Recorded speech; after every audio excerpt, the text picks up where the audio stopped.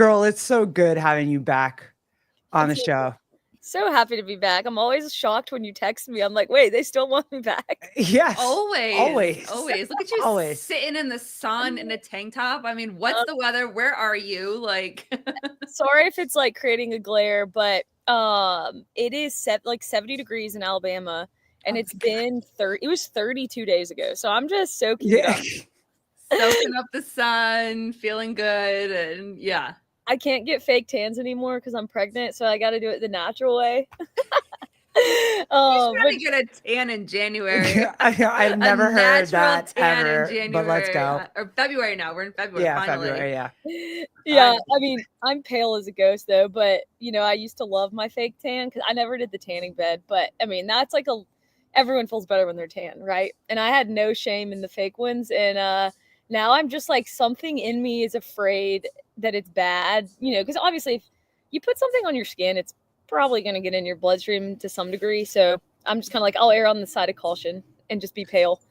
So. I mean, welcome to my life. I have never, and will never know what it feels like to be tan. So, so I have found happiness in the paleness of my skin. So welcome. It's fun. Hey, everyone used to tell me it was like the sign of the people that were like apparently like never saw the sun were the ones that were really, you know, doing good in life. I don't know what that means, but I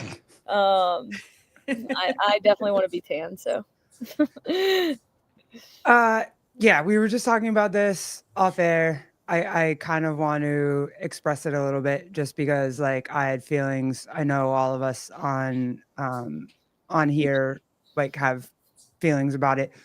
And I just want everybody to know I love Brock Kirby. I think he's the greatest guy ever. And the fact that he was able to have the conversation that he had with me yesterday, loved it, every second of it. I had feelings. And that I think that's just the way that it goes when you have an open, honest conversation. And that dude did with me. And that was really, really, really cool of him to do. And so like I kind of have to process what he said, but it was fun. And I think it's necessary. And I think it's like I think it's good as a person to be able to grow. I think Judy said that, or maybe Edging, you said it at the end. You have to have difficult conversations to be able to grow a little bit. And last night was one for me. So I appreciate it. Yeah, went deep. Yeah, we did. We went deep. I had to get up. There might have been a bam, fake Sevon. I'm here. Hello, fake Sevon. Yeah, I really did. I had to get up for a second, and I had a couple tears. Like I'm not going to say that there weren't, but there were a couple, and I had to get up for a second, and then I had to sit back down and kind of collect myself. And yeah, it was a good conversation. So thank you, Brock Kirby. I appreciate you always, dude. And now we appreciate Ellie Hiller. What's up? The last conversation we had was so cool. And I really, really, it was so much fun to have that conversation with you. You're a mama now. It's in there. Doesn't little baby's in there. I'm sure it'll hit me in a much different way when I actually, you know, have the baby in my arms. But it is cool to kind of see the world through the eyes of like other moms now, even though it's not 100% come to fruition yet. It's just kind of cool. I have a whole newfound respect for anyone who's a mom, you know? So you just kind of see the world in a different way, which has been a good thing for me. So I think it's good for all of us, you know, and when you hear the, you know, this statement of the world really changes and you really view the world differently when you become a parent, when you become a mom. And it's very, very true. And I always say you will continue to feel that even more the further along in your pregnancy that you get. But then every single day after, when this baby is in your arms and you're raising this baby, like the world definitely changes. If you could kind of like think of one thing right now that you have really changed your views on. Oh, wait, before you ask your question, I just want to say you look so radiant and so happy and so just like she's like, it hasn't felt like that. I know, but it's super cool to see. Like You look amazing, girl. Thank you guys. It's the sun on my face right now. I don't think it's actually me. It's the glow, but I'll take it. I just got done running, so I'm kind of feeling like I'm looking gross. So thank you. Oh my gosh, running while you're pregnant. I love that. We can talk about that after. But yeah, go ahead, babe. Go for it. Is there one thing right now, like just since being pregnant, that you can say that maybe not completely changed your mind, but you're starting to pay attention to much more than you did before?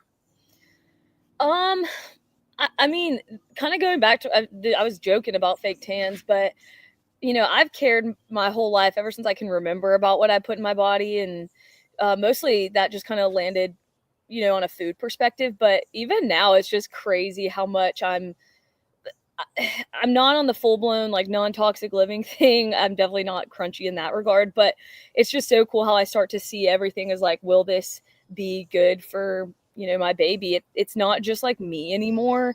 And I think that kind of ties into CrossFit too. How like it's just things happen in your life where you just get this whole new perspective shift and things that were like everything to you. Kind of you look at it and you're like, it just looks silly. Like I'm not saying I'm like that with like CrossFit or anything, because Oh, she froze. Oh, there she is. there she is. Oh, did I go away? Yeah, you're back. Yeah, you're back. You're good. I don't know. It's just been like really interesting, even like watching Wadapalooza and competitions that I used to just be like, oh my gosh, this is everything in my life right now. It's just a different perspective of like, whoa, there's something else that like actually matters even more. I never thought something in my life might, do that to me. So I don't know if that makes much sense, but it's just kind of allowed me to, I think it's been a good way for me to kind of detach from something that for 10 years of my life has been, one of the most important things in my life aside from my faith. And that's like, wow, something is like even better, Yeah. Cool. So, Hold on, let me get this. Jeremy World, dude. Jake and Jan stealing views.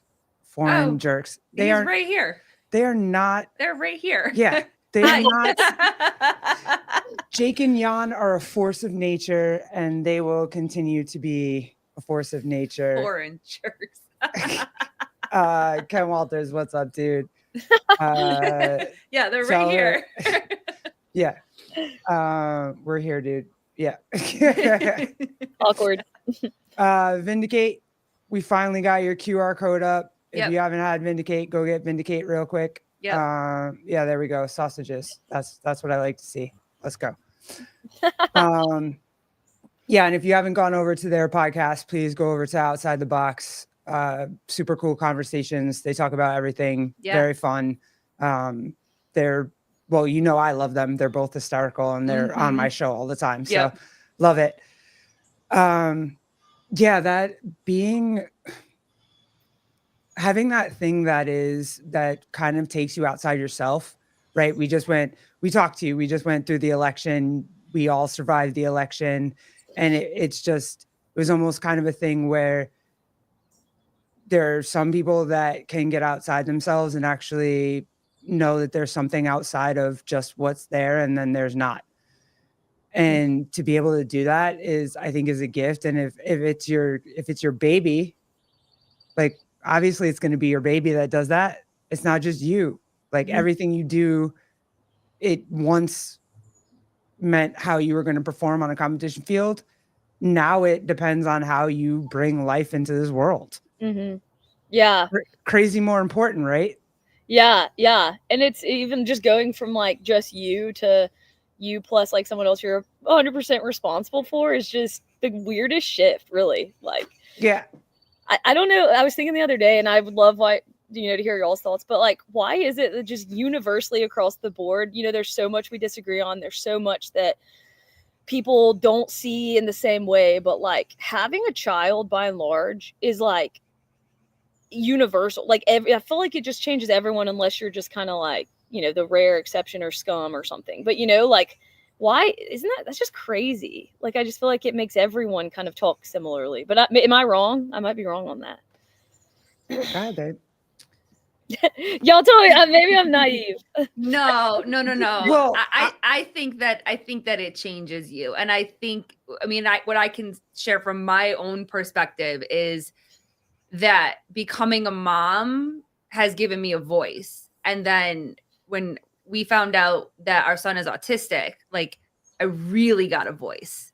And I really look at the world differently now. And I really have like advocate and shut down a lot of things that, you know, that just don't work for me as a mom, because he is the most, it's like he is the most important person in our life and for me and her. But like I needed to get my shit together. So when we had our son, I did not have my shit together. I didn't deal with my own childhood and trauma and past and all this type of stuff. And I was super sensitive and super triggered all the time. And I was very like left thinking, a victim mentality, all of that type of stuff. And I had awful postpartum. I mean, it was, and I love my wife because she stayed, but I was a mess for a very long time. And it wasn't until our son was having a very hard time in preschool and he was not really talking, and I was getting phone calls every day and something was going on, and I was trying to start a business and it was all these type of things. And so I had gotten myself into rooms of people having businesses. But I realized very quickly that it had nothing to do with me trying to start a business. It had everything to do with me. Like I needed to get my shit together. So that trajectory and doing all of that work, I had to take accountability for the fact that my child goes through a lot because of how I respond. And I didn't want him to respond the same way. So I really had to look within myself to take care of myself first.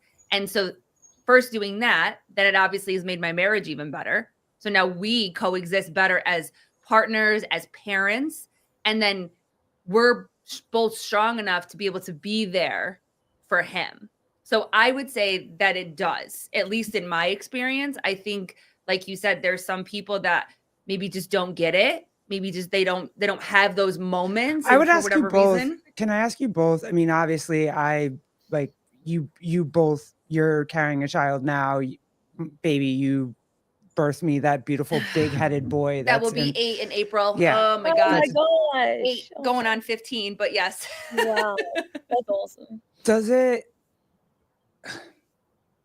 like does it give you that ability to really, it just, once you're pregnant, you're looking outside of yourself completely? Like, and I'll ask the hard question, make you less selfish, make you less, does it do that? Is it like immediate? Like the minute you find out you are pregnant, are you guys like, it's not about me anymore? Colleen. Go ahead, Elle. No, go ahead.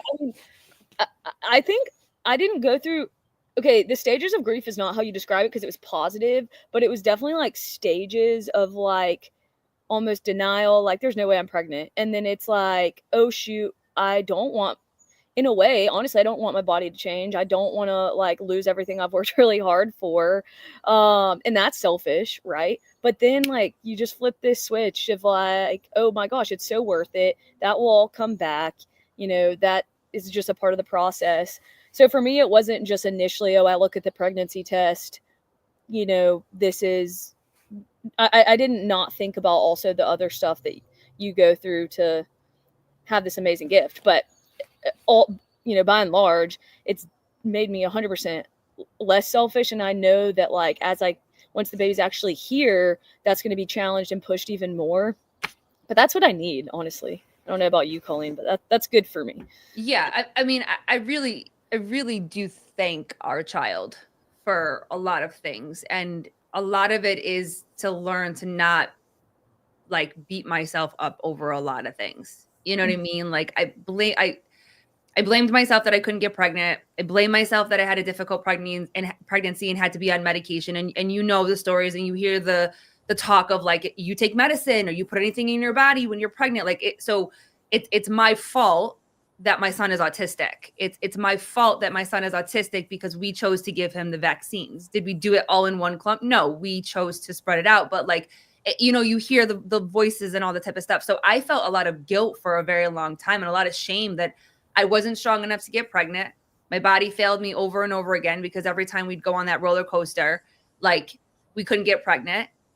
I blamed myself that I had a very tough pregnancy and had to be on medicine. I mean, so blaming and guilt and all of it and shame and all of these things, like if I didn't have my child, I would still be living in those type of feelings. So what he has gifted me with is I don't have to blame and shame myself for things that just are what they are. And we get to move through each thing that comes our way. And so I'm able to now take the information that I'm given and be able to respond in a way different way versus being in such a reactive stage all the time. So that's what I would say for like me. So do y'all think if y'all didn't have your son, would y'all still be like super liberal, or do you think it was still, you would probably go this route even without having a son?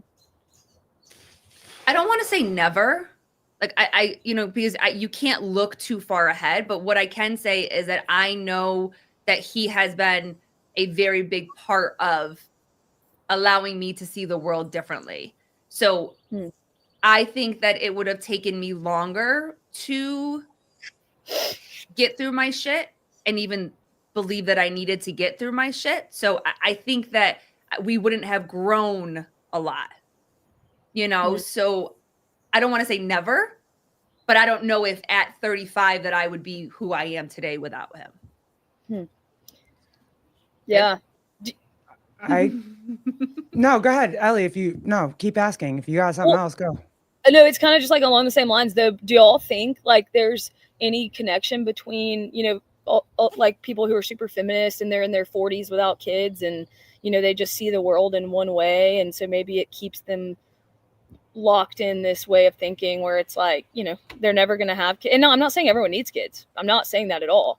Not everyone is supposed to have it. But, you see a specific demographic of people, a lot of them, the really, really super feminists, maybe don't really have kids and they all kind of think alike. Well, as a woman in my 40s who was a liberal not so long ago, I will respond by saying probably no. Like if I hadn't had my son, probably no, I'd probably still be, beating that drum, waving that flag of, hey, whatever the feminist movement was at the time. Yeah. Then I would answer your question that way. Probably. Yeah. Cause because it was a way, kind of to make me feel better about my life. You know what I'm saying? Like, I feel like that's what they think. They do feel because I feel completely like my life is great. I have a beautiful boy. I have a beautiful wife. The way that our life moves around childless cat ladies, just say it, Ellie. Like, yeah, I mean, and again, it's like, but yeah, I'm being married and having a son and having a focus and having things that I want to achieve and goals that I want to do make it way easier for me to not be on the liberal train. You know what I mean? Does that make sense? Yeah. Yeah. Well, it's just the reason I asked that is like, I heard something on a podcast the other day and they were talking about toxic masculinity and how the fact that we have labeled everything as toxic masculinity that's not actually toxic masculinity has actually now created a stream of men who really do fall into that category. Like, Andrew Tate, some people might say, or whatever. And I just got to thinking, like, same thing with like feminism. Is it like, have we just, especially third wave feminism, have we made it like such this big thing that's like the biggest deal ever to where now women are just like revolting and they're going full on trad wife, and it's like now it's almost maybe too extreme. And so how there's just sometimes we like create the problem that we're trying to prevent. Yes. I don't know if that makes feminism, but y'all see how people are like totally swinging the other direction, and now it's almost like too much sometimes. Yeah, hold on. Let me. Colleen just found this. Let me see if I can if I can play this for you. I was gonna play this for, I don't know if Jeremy World is still in the comments, but dude, this was gonna be our next one, but I'm gonna do it for Ellie right now because I think this is something too. But What kind of question is that? Sorry. what feminists ever wear baseball caps? No, I wear Probably baseball not caps. one. So Apparently, you have to answer Jason CF Media too. Please answer Jason CF Media. Give him my phone number. I don't look at Instagram DMs.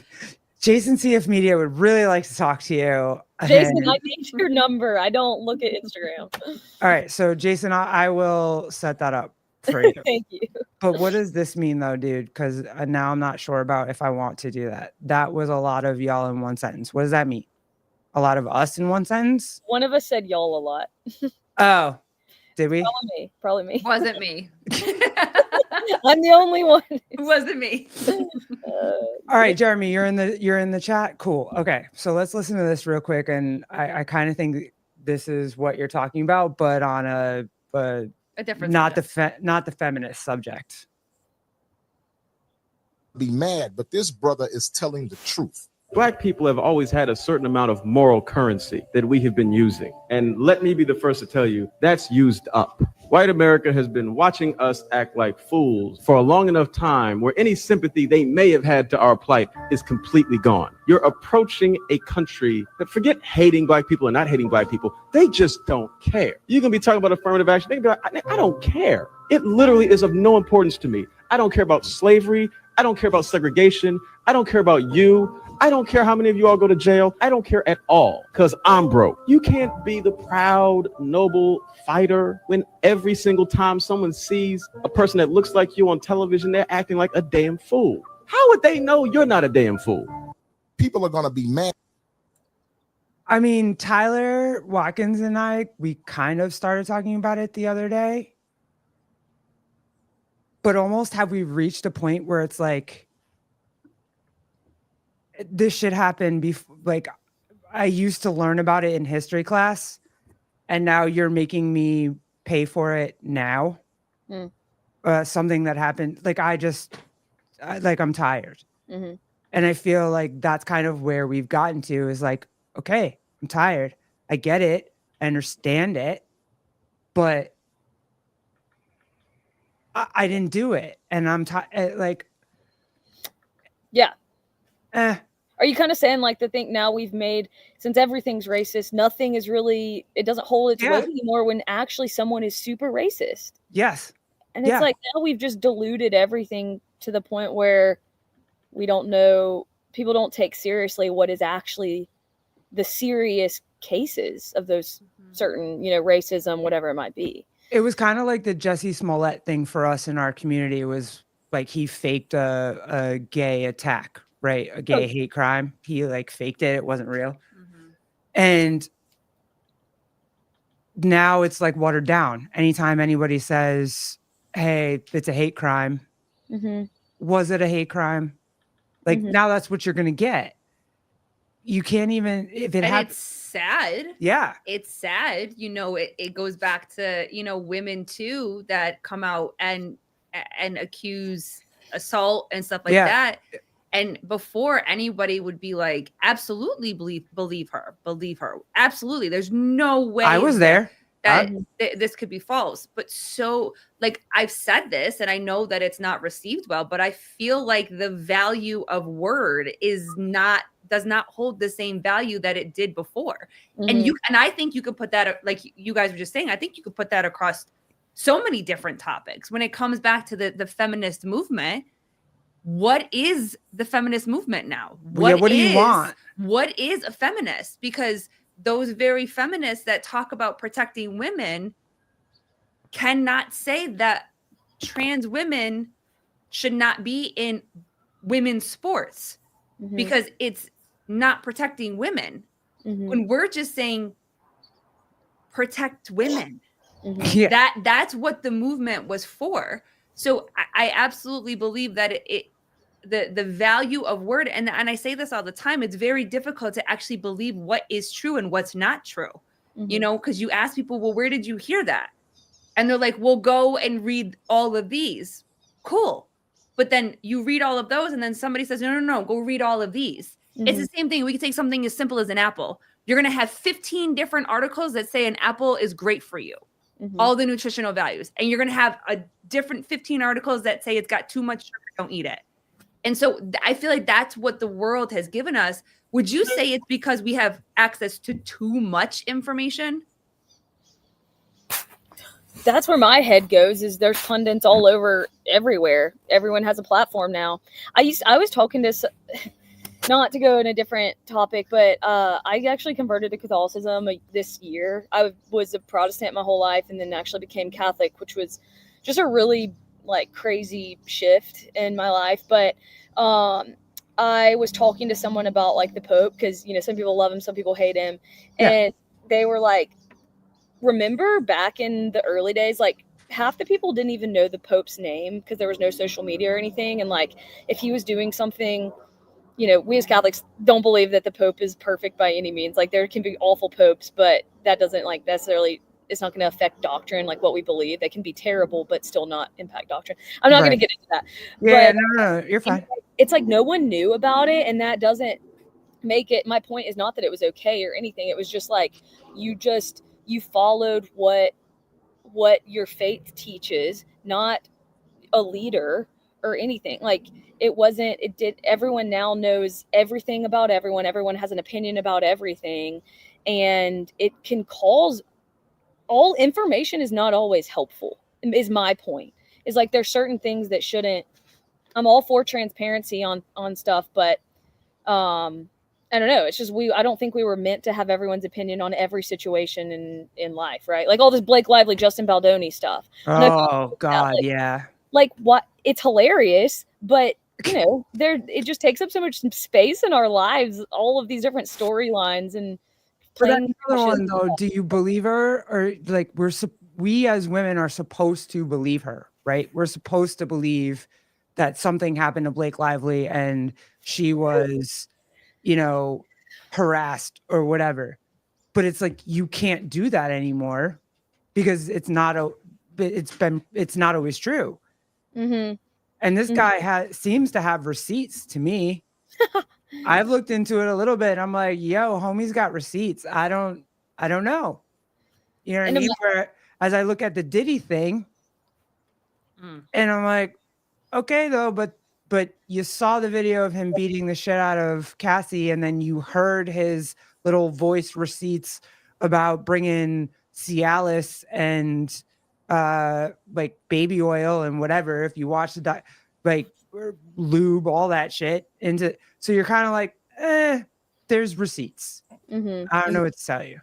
Yeah, and imagine how, you know, there's certain cases where the women for sure were the victims, 100%, but you know, there's certain cases too where I think there weren't as many like tangible receipts, but the woman was still putting on a show. Yeah. Even I don't know what all happened with Justice Kavanaugh, but that was still, I think, a production in a lot of ways. Me too. And it was just, it's just like really sad. I just talked to my husband about Barron Trump the other day, and I was like, how the heck is that man ever going to get to date any woman and not think that she's just going to try to ruin his life secretly because she hates his father? Fair. Like I would not trust anyone if I were him. And that's really sad to be a young guy and have to be so afraid that some girl's going to say you raped her, even if you didn't, just because she literally loathes your father. Yeah, and that's the conversation that we can have about, you know, becoming a public figure or not, and how much celebrityism do you really want, and what does that actually look like? And, you know, for the kids, you know, we were talking about, you know, parents or kids, you know, unfortunately having to deal with the consequences or rewards of their parents' choices and whatever.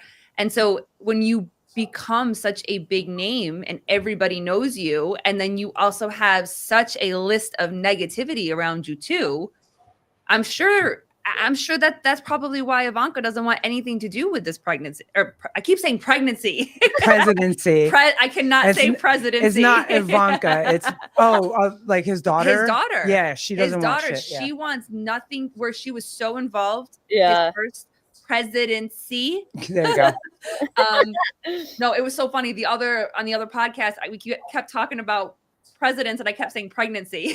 I just could not say the word. You're trying to tell us something. No. I everybody in the chat was like, Colleen, you trying to tell us? I'm like, No. no, I'm not pregnant. No. I'm not pregnant. we would tell you guys.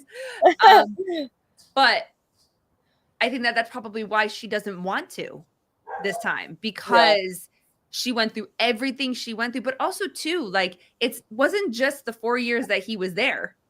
It was him running before he got elected, him being there, and then afterwards and everything that happened afterwards, he's still in the limelight. People are still talking about him. Mm-hmm. And then he decides to run again, and now he's back. I'm sure, as if I was part of that family, I'd be like, I'm done. I'm happy for you. Congratulations, but I'm gonna live this simple life.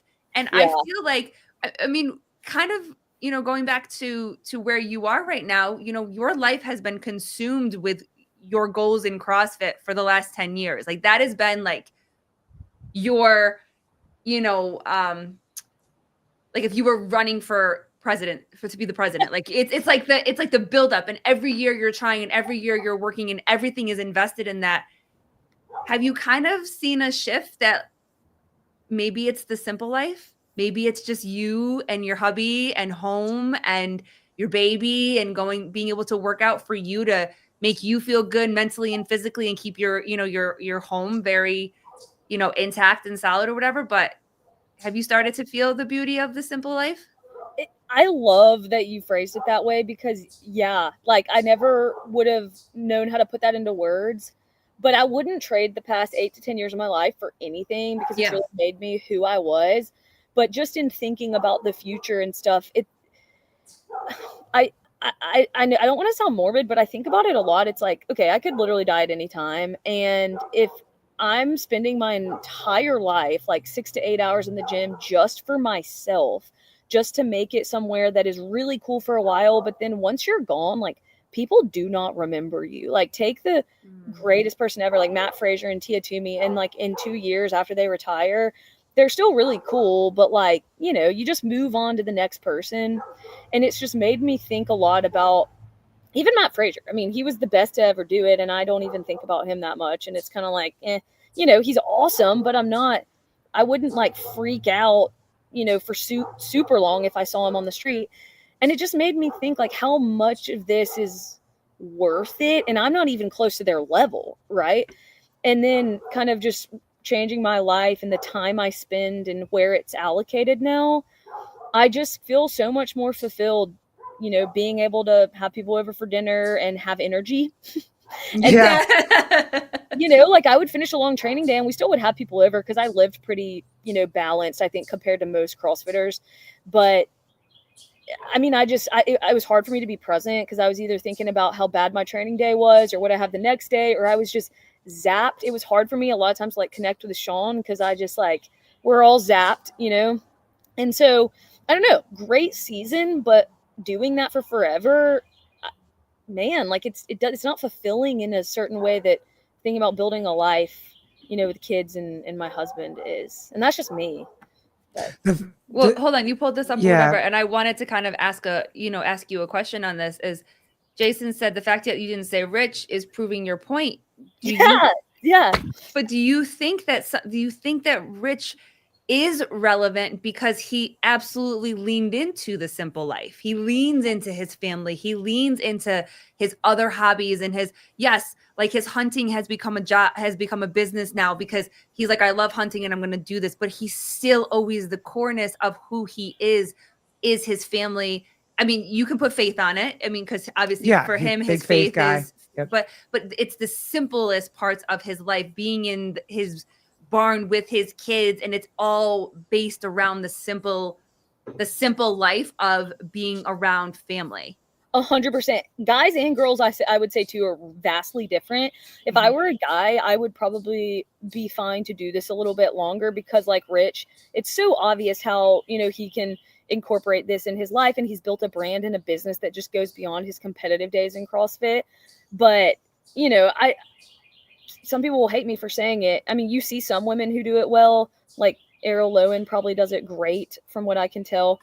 But I just think it's probably harder as the female to kind of hold both, I guess, at the same time.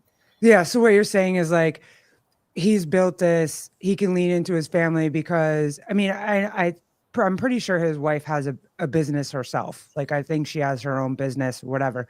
But I would lick the sweat off Rich's biceps if I saw him. 99% of us would. I'm a lesbian. I would. I probably would. I'm not even going to say I wouldn't. I probably would. I will put that on record that I would not. He is someone that I would, if I saw him walking down the street, I would fan out and He's have cool. to I would have to control myself. It's not, you know what I mean? Because she would make it weird. I would make it weird. Very weird. Very weird. He's the greatest, I think. He's got his priorities right. He's the GOAT. Yeah, he's the GOAT for me too. Sounds like we are talking about true wealth in life. Yes, I think so too. And I think he found a way he also can provide for his wife and his family and do the things that he loves to do. His wife, even if she wasn't an entrepreneur, she doesn't have to be, but she wants to be. So she can go do that if that's what she wants and that's what she loves. Mm-hmm. And he gets to be a dad and a husband all day and work out and do man shit and shoot shit and whatever. So yeah, I think he kind of figured it out. And I don't think the other ones did. Mm-hmm. And I think that has a lot to do with faith, family, like whatever that mantra that he has, that's his like core faith, family, fitness, and something service. like that. Yeah. Service. Yeah. Faith, family, fitness, and service. Yeah. Yeah. Not saying it can't be done at all, but and like even look at Ariel, like her daughter's older. She's probably like 7 or 8. I don't know how old exactly, but the reality, I'm not naive to the fact that like it would, unless you have the help that Tia had with Shane around all the time and he's able to watch her, right? Like while she's training, like I am not going to be able to go to the gym and get in a really solid session with a baby in the stroller in a gym that doesn't have air conditioning while my husband's at work. Like, I think just being practical too. It's not like I'm making excuses, but it's just like, I think the problem is more so the mental space that competitive CrossFit takes up in your mind. Like every day I would be beating myself up about how bad my session was if I had to stop my Metcon to go like take care of a baby that's crying. And to me, the most logical thing would just be like, well, don't put that pressure on yourself to, feel like you have to be a competitive CrossFitter anymore, and if that happens, great. I'm not trying to speak a self-fulfilling prophecy, but to me, it's more of the mental side of like, I'm not going to blame my baby for having a bad session. Like that's what I chose and what I want. And I think is more important at the end of the day, Sarah Beth Jumper is still a huge part of my life and always will be, but it's not about me anymore. It's about my children and husband and pouring into them. Competing would be a bonus, but it can't be a top priority. Hey, Sarah Beth. She's awesome. What's up, Sarah Beth? Yeah. Thanks for being here. Yeah. She was a regional athlete multiple times. And so like that carries a lot of weight for her to say that. So. Cool. Is she a friend of yours? Yeah. We're friends. I trained with her a little bit when she was in Birmingham training for regionals. I wasn't as good as her, but were you the one that told us to connect with her and we haven't? Yeah, okay, baby, this is the one that my bad, Sarah Beth. Sarah Beth, come find us on Glitten Things Podcast _ please. On Instagram. Just DM us. And we would love to talk connect to you and to chat with you. Ellie did tell us about you, so we're happy that you're here. She's cool. With Jeremy's saying, I got fitter after having kids. That is a very interesting thing too, because you also see a shift in parents and moms that they actually take even more priority for themselves after having children. And they find a way, maybe it's because we have to get very, very good at scheduling and multitasking and so I wonder if almost for some people, I mean, in Jeremy's case, it sounds like that it was that if we give ourselves something to strive for, then it actually gives us, like, helps us be better parents. Yeah. You know what I mean? Yeah. No, 100%. Yeah. And even maybe there's an aspect too of like, all right, you don't get everything done that's on paper, but you maybe for programming wise, but you really like are just satisfied with what you can, the best you can give for that day, if it's 30 minutes during a nap or whatever, but the pressure's off, a lot of times people do perform better and get fitter and all of a sudden realize it's not just about following exactly what's on a template, right? Yeah. You know, and I think that goes back to the intensity piece of CrossFit. You see some people who, for a while there at regionals, could do the class workout and still be a really, really elite CrossFitter. And that sounds so counterintuitive to us nowadays. But there might be a component there of like, we're so hard on ourselves as elite CrossFitters, feeling like we got to do everything, this 8-hour session, everything, or else we're just going to fall behind. But that might almost be more detrimental than helpful sometimes. Yeah, because I almost wonder if you're more intentional, like when you become a parent and you don't have as much time, that you are more intentional. You're like, I've got 60 minutes, you know, and so say that you have, you know, a coach, and this coach gives you technically supposed to be like a 2-hour session. And then you're like, I've got 60 minutes. And then what you get to do is you get to read over that, connect with your coach, have that conversation, that communication that we all know is very important for relationships. You know, have that conversation. Okay, I've got 60 minutes today. What do you think is most important? Here's what I think is most important. Because you also become very much responsible for your own growth as well, too. Whereas before, you're like, okay, and I'm not saying this was you, but I'm just saying in general, like a coach gives you a piece of paper. This is what you have to do in 2 hours. You're like, great, but I don't really have anything else to do. So maybe that 2 hours turns into 2.5. Maybe you rest a little bit longer than you should. Maybe you don't get the intensity as much because you have almost that flexibility. Well, I'm not responsible for anything else after that. But when you become a parent, you have such intention that you have got to get shit done in the 20 minutes, 30 minutes, or an hour if you're lucky, that maybe within that hour, the intensity is higher. Maybe in that hour, everything is more amplified. And then you get to be more present for your family without like you said, without worrying so much about, oh shit, I had a really bad workout, because you almost don't have time to. You got to get home for your kids. You got to get, you know, and fill in the rest of your day. She hasn't experienced that yet. Hold on. Give her a second. What? I said, you haven't experienced that yet. Hold on. Like, like when you have to get home to your kid. Yeah. Well, let me ask, this is like a hypothetical and I'm not really sure how to phrase it, but like, what is the different respect levels you would have, if there are different levels, between a woman, let's say, for example, who, I don't want to use Tia because she has a kid, but let's just say there's a woman that accomplishes everything, like one of the greatest things you could ever do in a sport, right? And then she goes super long in her life and the sport, and then dies, and you know, she's a legend, right? But doesn't have a family or anything, and that's totally fine. Or let's say there's a mom who or someone who was really, really good at a sport, you know, and then had a baby and really gave her all to her family and applied a lot of the principles that were so great about her in the sport, helped her accomplish what she did.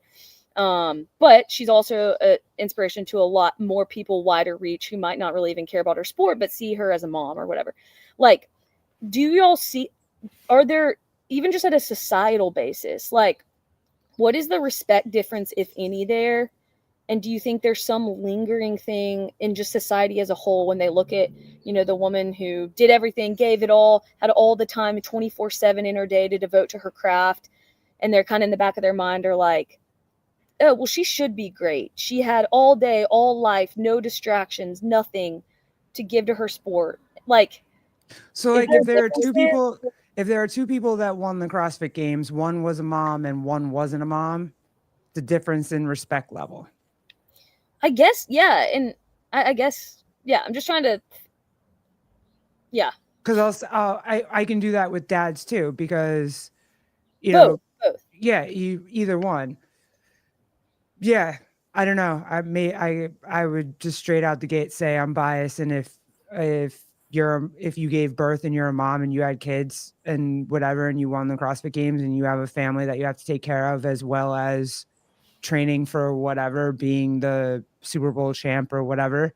Yeah, sorry, I put a little bit more oomph on your name. You know what I mean? Yeah. Like I just do. For a long, who is it? Shoot, Valerie Vogelro. Mm-hmm. Yeah, she's cool. I I was such a big fan of hers when I first found CrossFit and all the stories that came out and whatever, just because she was a mom and a teacher. And I was like, that's a woman that, like, she did it. She did all of it. She got everything out of life. She got to be a mom. She got to be a wife. She got to work. She got to compete at a high level in sport. And I thought that was inspiring to no end, for sure. And I think there's women that could do it too without, biological children. There's some moms that are moms to people, or there's people that are moms to people and it's not their biological children. And I have just as much respect for that. Yeah, like for sure. I'm not saying you have to birth your own child. Like, there's different ways that you can essentially like mother and love on people. But, I had teachers and coaches that were that for me, and they didn't have kids of their own. And I put a similar level of respect on that. Oh, hold on. Jason jumped to one side of a fence. Too many factors in life, though. Maybe she doesn't have kids, but a parent with terminal illness that she looks, yeah, for sure, dude. Like, because that was going to be my question. Do right. you feel like that that it is based on experience? Because would you say the same thing if we didn't have a kid? But would you still give as much credit to? Yes. And if there was a person with a story that Jason is, of course, Jason jumps on one side of the fence when he comments on my show. But of course, if there was something where like there was a story about an athlete that was taking care of a terminally ill parent or had just like we have it in our own family where we have family members that are taking care of Thomas James, who has Down syndrome and will always need care for the rest of his life. He will always need care. And when they accomplish things, I think it is amazing. Yeah. Like when Colton, I don't know if I didn't mean to cut you off. No, go. Well, like even just a small scenario, but Colton, I think it was the Open or something. His mom passed away and he had an Open announcement, or it was something. And I just remember being like, man, like, that's so tough to battle through that and him still show up and do his job and compete when he's going through that situation with his mom. Same thing, it's like, I just, my respect heightens for people when there's things I see that they care in their life about more than CrossFit, but they still are freaking good at CrossFit.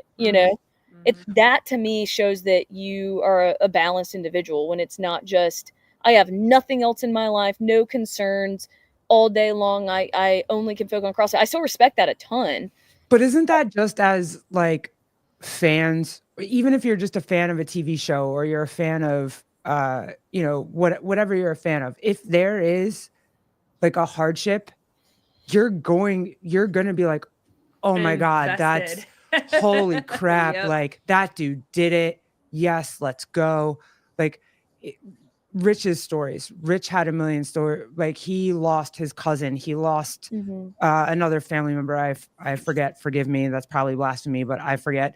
But yeah, you're rooting for him because he has lived a life. He felt something. He went through some shit. Like that's just us as people. Yeah. That's like, and you can take that through anything. You can take that through politics. You can take that through sports. You can take it because even right now, what are we dealing with? People are like, oh, you have no empathy for people getting deported right now. And it's like, no. It's not what I said. I do. That's not what I said. Like, I didn't say that. Like, you know what I mean? Like, I don't want some kid that's just here illegally to get taken out of his classroom and whatever. But if you did a violent crime, sorry, not sad about it. Like, what? Like, it just... there's an empathy. And we also can't shout that the law needs to be followed and then pick and choose what laws need to be followed. And it sucks. Situations it's a shitty situation. It absolutely sucks. But if we're going to shout from the rooftop that that laws need to be followed, you can't pick and choose which ones that is. If a law is a law, it's a law. And if you break that law, then there's consequences for that. And that's not always the case, because what happens is when you start to give a little bit more for one and kind of sort of break the law over here, and then you got to give a little bit then you over gotta- there and so break a it's little bit more like- over there. And then and that's been the problem, and that's what we're seeing. And again, we talked about this, last night or whatever. Like, nobody likes change.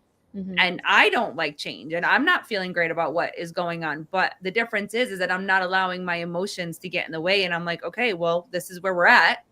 I mean, what am I going to do? I'm going to go somewhere else? Like, no, like, this is where we're at. And my most important focus is making sure that my kid is safe and that we're doing okay. And the only thing I can do with that is taking care of my shit every day.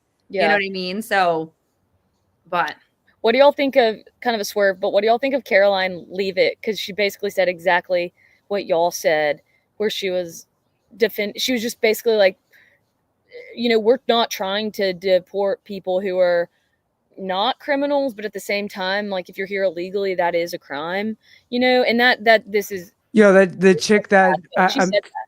forgive me, it's the chick, she walks around with Holman, right? Like The press secretary. Oh, she's a hoss. She's 27. Yeah, she's a hoss, dude. I was neither one of you at 27. Nope. And I became a mom at 27. And I was neither one of you at 27. She's and she was a kid. Yeah, she's a hoss. No, I like her. I'm not mad at it. I look forward to I didn't even watch, I only watched clips of the last press secretary, whatever her name was. This one, I'll watch the whole thing. I'm good. She's a hoss. Love it. Yeah, she is quick with her. She doesn't give a shit either. She'll tell you, she'll be like, what do you mean? Like, this is what happened in the Biden era. This is what's happening in the Trump era. This is how we see it. Boom, bang. It's not some long word salad shit. Yeah. No, but y'all were kind of talking very similar to what she was saying. She was just like, we've got to get back to the point where, a crime is a crime. Things are what we say that they are. And then hopefully maybe we can not have to ever do things this drastic anymore. Again, yeah. We respect the law and we don't let things get to a point where when you backtrack and try to correct things is when, you're going to probably run into some really sad situations that, like, hope maybe could have been, prevented in the first place. I don't know. But she's just basically on, like, let's just call it what it is if. All right, 2 seconds. Let me just, Jason CF Media. Too many factors in life, though. Maybe oh no, we did that. We did that. You said, oh, here it is. If they don't have anything else in life apart from CrossFit, maybe that's a problem in itself. That's why a lot of people take years off. I mean, especially, I would especially go with that for the younger kids. Like we talked with, kind of Shelby and Dallin and whatever about that, when that's all you eat, sleep, and breathe. I think that could be a problem for some of the younger kids that don't have life experience yet. Vindicate, what's up, dude? Colton is built different. Companies not recognizing that is crazy to me. Yeah, everybody. The right companies are. Yeah, they will. Yeah, you recognize them. We're good. Gabe, yep. He's with tier, like, the right people have noticed him. And he also, I mean, we met him very briefly for Vitruvian Games and whatever, but he is also somebody that Sevon, like, when you get loyal customers, that's the most important thing. So it doesn't have to be this huge company that comes in with a lot of shit. Like, your company does a lot for a lot of people, Trev, and Colton sees that and he is loyal to that. And so the right companies have absolutely recognized how good he is, how built differently he is, and how much of a fucking athlete he is. He's got all the companies that he needs to support him. So he's doing just good. And then let me answer this real quick and then we'll get back at it. The petition to get Ty Jenkins on here. That kid is that the one that messed up Sevon? Yes. That kid is a beast. It was a religious conversation. He had Ty on his show and Ty is very big on his faith and religion and whatnot. And there was like a 5-minute span where Ty bodied him. Made Sevon just sit back in his chair. Yeah, with he his had to go up. like this. Yeah, I do always love when he does it. He just sits back with his hands over his head. That's awesome. It was fire. It was fire. I would talk to him for sure. But yeah, that kid's a beast. Yeah, love that kid. He's cool. He's fun to watch. Wait, are you like sharing what like was said that made you think yesterday, or is that not something you're talking about? No, I mean, it's literally on video. You can go watch like it's like a 10-minute segment or whatever where I think I really found the words to ask the question that I've always been wanting to ask. I can go back and listen to it if you don't want Yeah, to. it wasn't it just he just Brock Kirby bodied me and he made me think about it, and I have to process it and I have to like kind of figure it out. But it was good. It was a great conversation. Yeah. Yeah, I need a minute. I yeah. can't cry again, dude. Don't make me cry again on a podcast. No, don't. cried No, yesterday. I don't want that. I don't want that. I just always am like so interested in how people can say things in a way that maybe like makes people think about something that they never struck them before, because I don't have that gift of communication. So I always want to figure out how to get it. Not in a way to make people cry, but just something. No, it was a good cry. It was definitely one that I probably needed to have and an answer to a question that I probably needed to hear. But yeah, it was just it was a quick emotional response, and I was just like, "Whew, I got to get up and I got to turn the heat down in this house because it's hot." And Yeah. like, I've been there. The edging. What's up? The scope of God's love is broader than some will lead you to believe. Fair. Okay. Yeah. Let's. Ken, we had Brock on last night. Yeah, Brock was on last night. Yeah. Go check that out. It was a really good conversation. And honestly, I was super proud of it. Just like I'm proud of this conversation right now, because we're able to talk about religion, politics, and sports in one episode, and no one wants to pull somebody else's hair out. No, so, like that's amazing. All the good things. Yeah. That's what we do. Cool. I wanted to ask you your quick opinion, your cousin, brother, uncle, friend, Andrew Hiller. I still don't know. made a video, and he was talking about the Buttery Bros video that with the daughters on it, right? So did you see it? I haven't. Is this new? Yeah, it's pretty new. Okay. And I watched it, and then I watched Hiller's video, and then I've heard people talk about it, and it was just kind of like the gist of it is not Sarah. Sarah's all in. She's doing the open. She wants to take a run at the CrossFit Games. Sarah, man. Yeah. But Katrin's retired, obviously, and Annie has thoughts and feelings about CrossFit. So she's not doing the open, and that's fine, whatever. I thought the thing that stood out to me, and we talked about this last night on the Brock podcast. We've talked about it a couple times. Just the moral high ground that people take, and they almost make you feel like they judge you immediately. Like whatever your morals are that might be different from their morals, it's like you're wrong. You're wrong. You're terrible. Go repent. Go do whatever. Blah blah blah blah. And to me, that just makes me want to do it more. Like the more that she's like, well, my morals tell me I can't do the CrossFit Open. Well, now I'm annoyed, and now I just want to go do. It's like if my parent told me that I can't do something. Well, now I have to go do it because you're annoying, and yeah, that was condescending almost. Does that make sense? Yeah. Is that what she's saying? Yeah, a little bit. So basically, anyone who does the season is disrespecting. She didn't say that. No. She didn't say that. She just said she's not doing the open because her morals don't allow her, with the way the games were handled and blah, blah, blah, that she can't do it. Gabe. I only share my morals with Vindicate. With Vindicate's mom.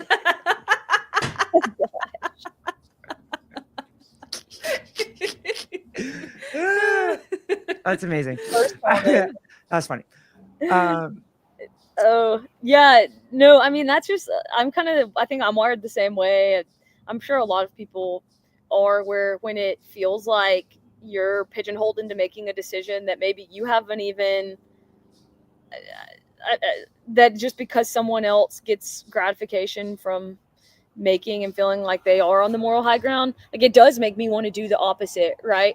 Yeah. Unless it's something that's so clearly immoral. Right. Yes. You know, if it were obvious and cut in stone and we all agreed that like something immoral was happening, then yeah, like, but yeah, I'd know that I don't respond well to that. To me, it just But- feels but like I don't even- virtue signaling again. Yeah. And we've had 4 years of that shit, and I just don't have the energy. So now Yeah. I'm just gonna go do the exact opposite.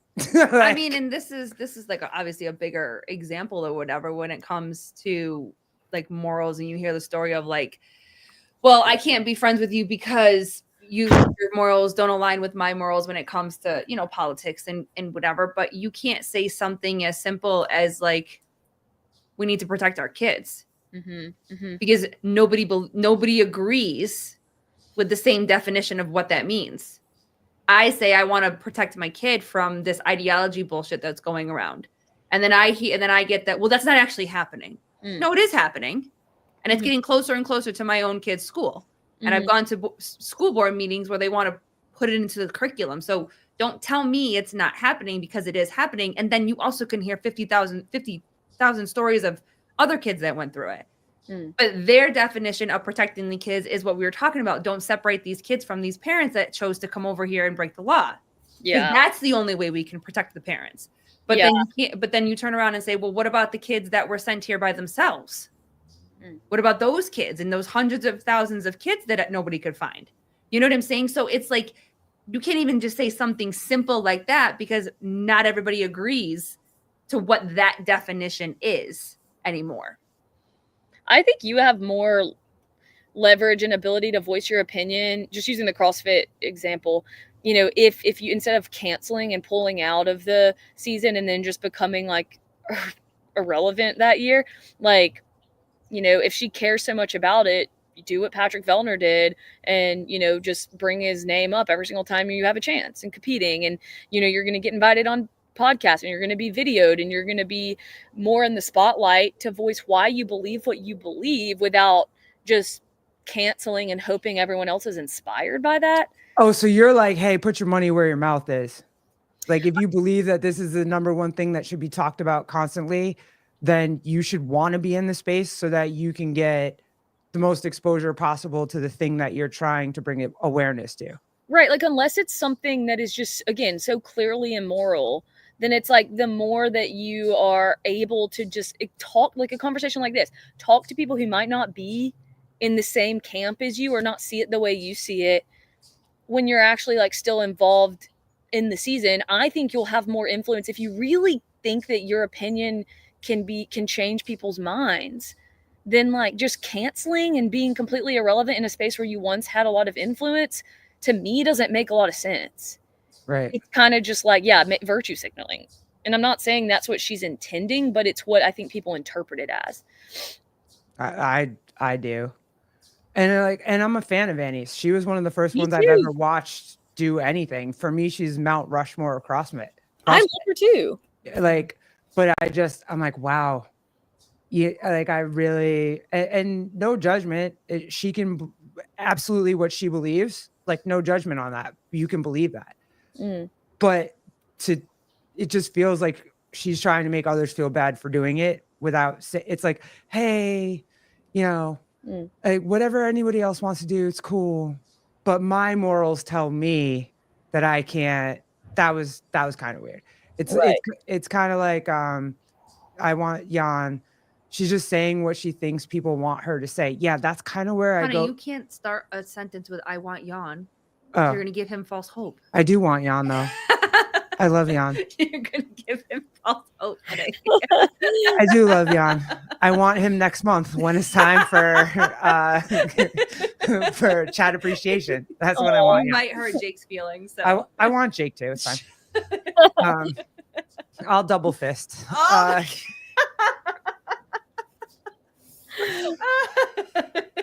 But I've turned her.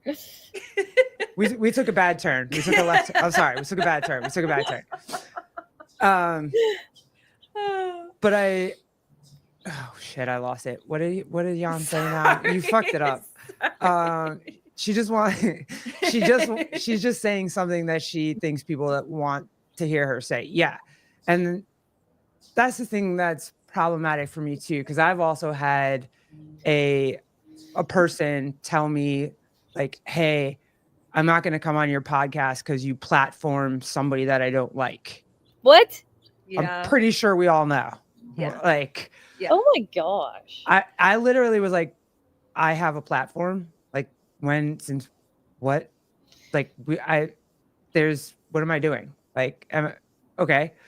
Also, if I do have a platform, if you consider this a platform, like, we can't all just talk. the whole No one's platform. gonna talk about that. We just want to talk. The whole platform is just being able to have open conversation in general with anybody and everybody for whatever. But like now I've finally experienced that, and that kind of sucked a little bit. Like, do you have someone you're not friends with because you're friends with somebody else? Are you asking me? Yeah.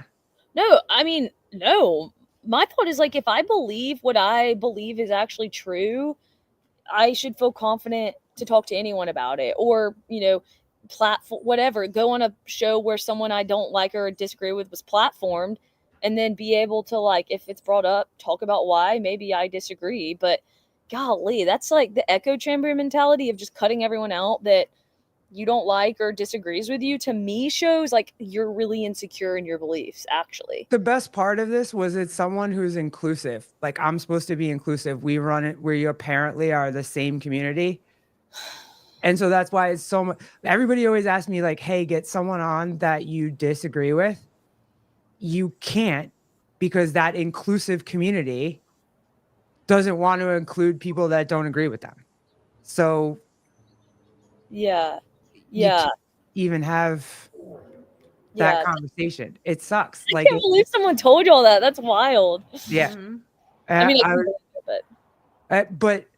but it's that person's morals. Their morals dictate like what. So it's like, okay, all right, fine. I'm not mad at it. I get it. I respect it. It's cool. But yeah. Wow, that's a crazy. That kind of, I was like, oh, we're not. You could be like, let's talk about why you're right, like, they're wrong. It's fine. You can even talk about the topics that you disagree on. I Right. didn't get it. I was so, ask Colleen. I was quiet for like 3 hours after I got that message, and I was just like, well, okay, I have to respect it. Like, that's fine. But Elle, I think you made a really good point.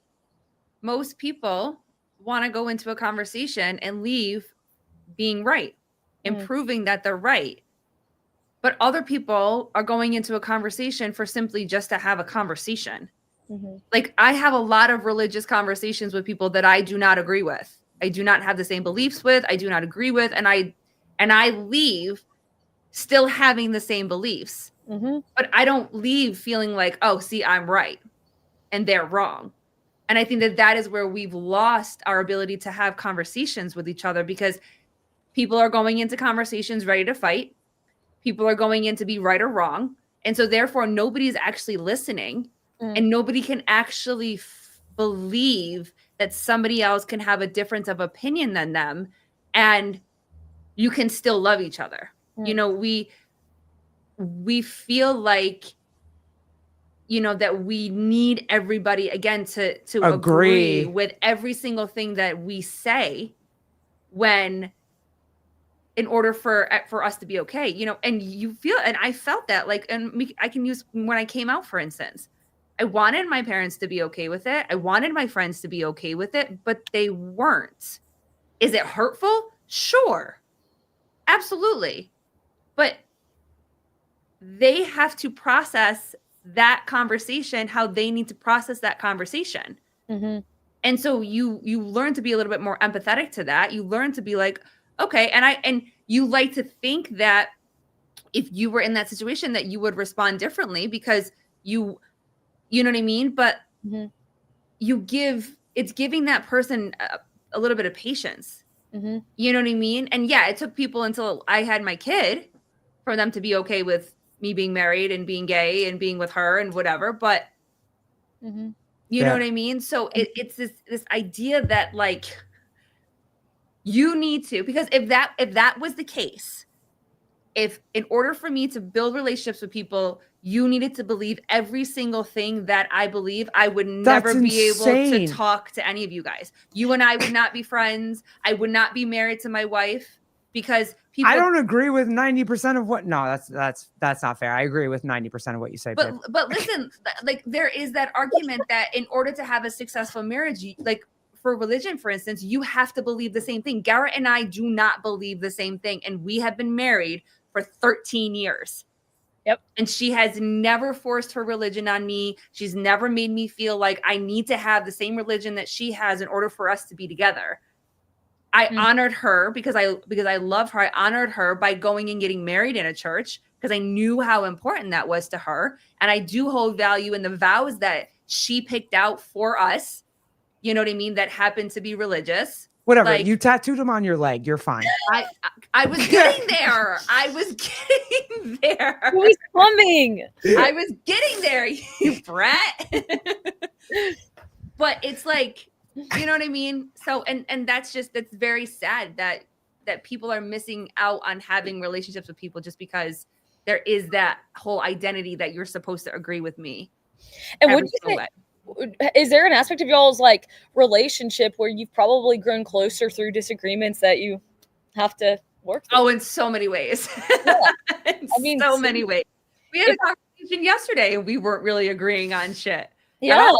Yeah. We were not agreeing on that's shit. That's a sign of a healthy relationship if you can agree, or like, you know, working through struggles together with someone is man, it's so much better than just like easy always agreeing on everything, you know. Hey, are you gonna do the open even though you're pregnant? Like, are you gonna do the scaled versions or whatever? Or are you just like, I'm good? I mean, honestly, I thought about it, but I don't really have a desire to do it scaled. And it has it's scaled. Because you're like, it's no, scaled. I'm not gonna She's do this got shit that scaled. competitiveness in her. And it truly has nothing to do with, you know, me. I'm not out or whatever. I'm not. Right. But yeah, I'm not a part of an affiliate right now. I work out at a gym that's unaffiliated, so Gotcha. I'm at 2 different gyms, so I'm kind of like, if it were my gym, I would support it for that reason. But yeah, probably not. What do you think? What do you think about the World Fitness Project? Like, would you do that? What do you think about people doing both of them? Like people. I don't know how I feel about that.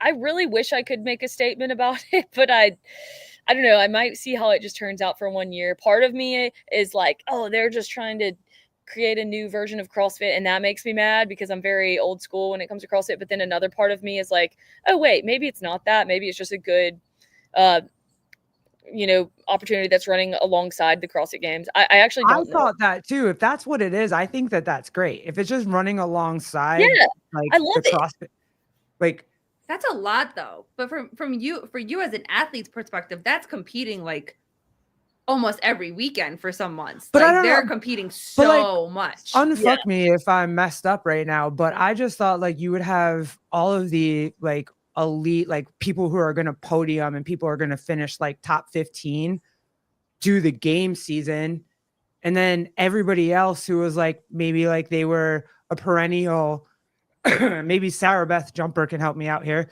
but who are a perennial like semifinals athlete or sanctionals athlete, and they had a chance to run in the WFP, like that would be kind of cool. So cool. Right? Yeah. Like that's how I envisioned it. But now it looks like they're competing against each other, which is weird. I just think it's kind of when it was released, it seemed like it was a hit at the games, or like, you know, screw y'all, we're doing our own thing and we're going to leverage all these athletes that are pissed off. And yeah, that sucks, dude. That's how I interpreted it a little bit, but I actually don't think it's like malicious at all. I hope I'm right on that. I hope you are too.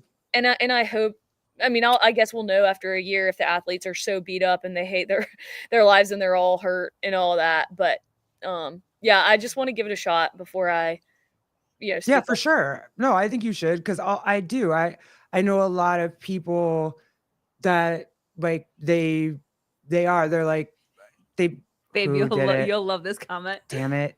WFP is the Fire Festival. Have you ever seen that? Have you seen that documentary about the Fire Festival? Oh my God. Oh That's my so God, Elle, good. go find. It's on Netflix. It's on Netflix. You have Fire to go Festival. watch that You shit. have to go watch you it. Gotta do it. Oh my God. The Okay, It craziness. was so bad, and they're bringing it back. Like They're homie, trying it again. Yeah. homie went to jail for it, and he got out of jail, and he's now trying he's it again. gonna bring it back.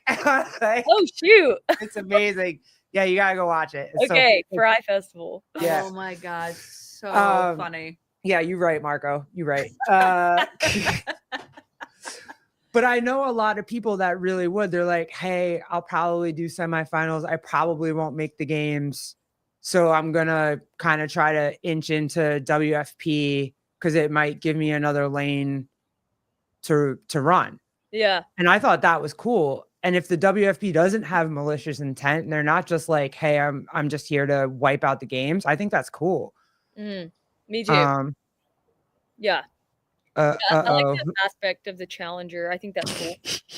Nobody will be getting water if it's Fire Festival. Ain't nobody getting water. All these inside jokes. I gotta watch it. You have to watch it. It's so funny. Yeah, it is. I mean, it's just a dude, and it's mind blowing that it happened. And people were how it happened. Yeah, and how it's crazy, mind blowing how this happened, and also that I guarantee more things like this have also happened, and people fall for it. And celebrities fell for it too. It wasn't we are just gullible as fuck. It wasn't regular people. It was like people with millions of dollars thinking that they were gonna go to this great island getaway music festival, whatever, and they had cheese sandwiches, no water, and legit army tents. Not even army tents. It wasn't even that good. And they paid a lot of money for that shit. It was a pyramid scheme. Yeah, it was amazing. Oh no, I can't wait to watch it. It was amazing. It was so good. Elle, when do you do? June, early June. Well, mid to early June. So okay. So are you coming to the games? Okay, it's in New York, right? Albany. Yes. I don't even. When is it? I don't know. The first weekend. We got hotels, but I don't know when it is. We're for sure going. We're going. Oh yeah. Oh my gosh, that's gonna be. I've never been to the games. Come with us. I know. I'll see how you're feeling. See how you're feeling. We'll how help. babies recovering. We know how to change diapers. We know how to we'll do the whole bassinet thing. And listen, I'm trying to get because our family lives another hour and a half the other way. Yeah. So north. So I'm trying to get somebody to come for the day to hang out with our kid and just bring the holder. I'll put the baby on my chest. I miss those days. You don't have to have a baby strapped to your chest the whole time. That's honestly probably a good age because they're just sleeping all the time. Obviously, I know you have to they wake up and you have to just some headphones. That's it. Yeah.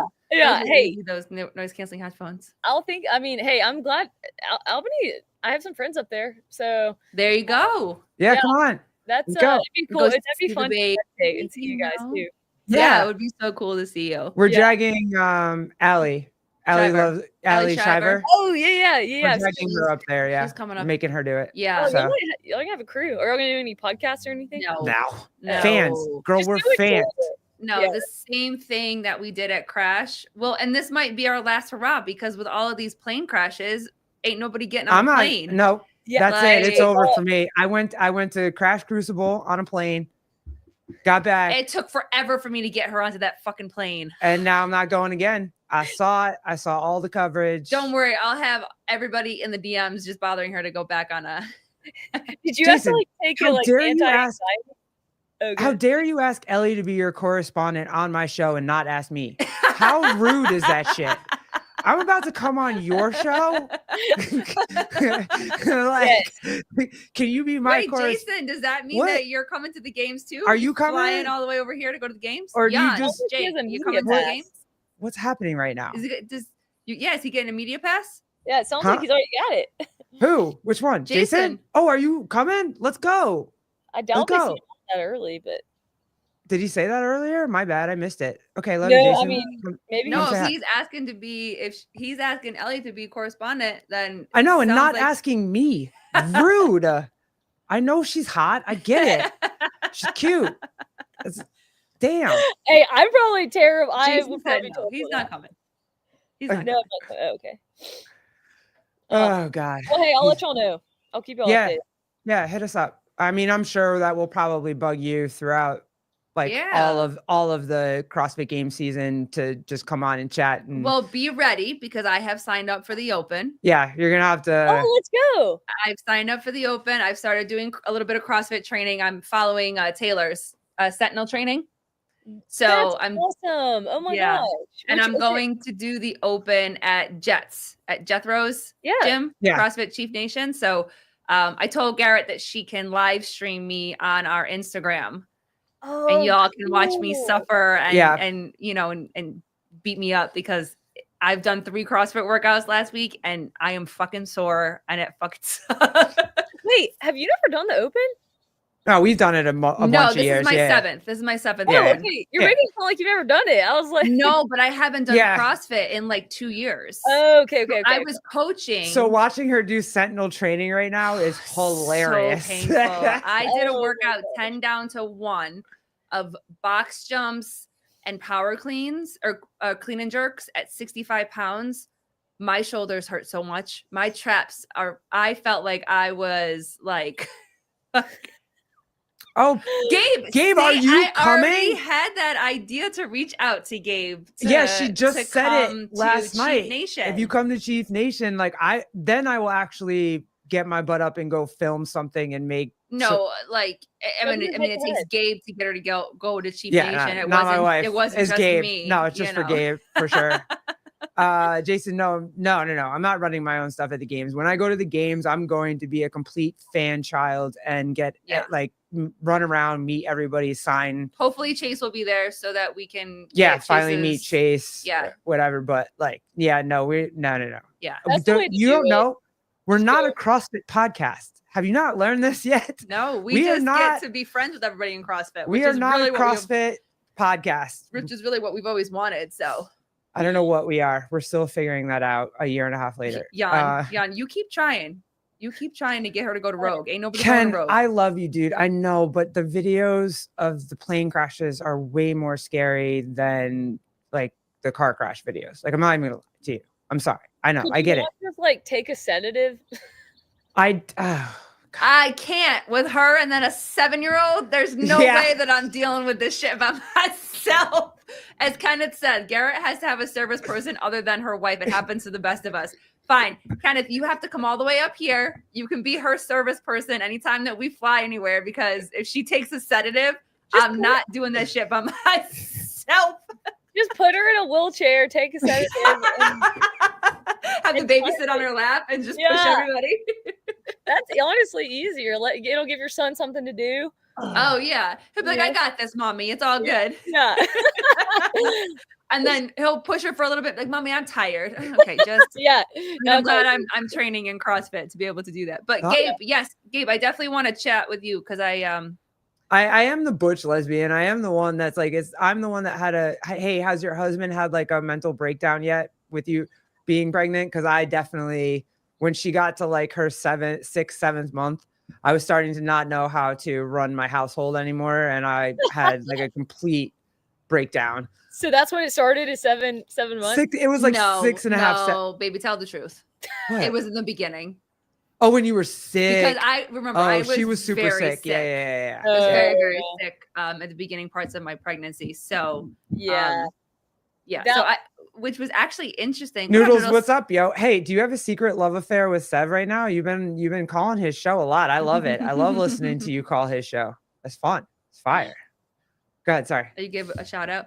I love Noodles. Noodles is No, great. so I had a very difficult pregnancy, but it's interesting to me because I'm actually working with a GI doctor. Oh, cool. So because I'm just bloated all the time and I'm just really uncomfortable.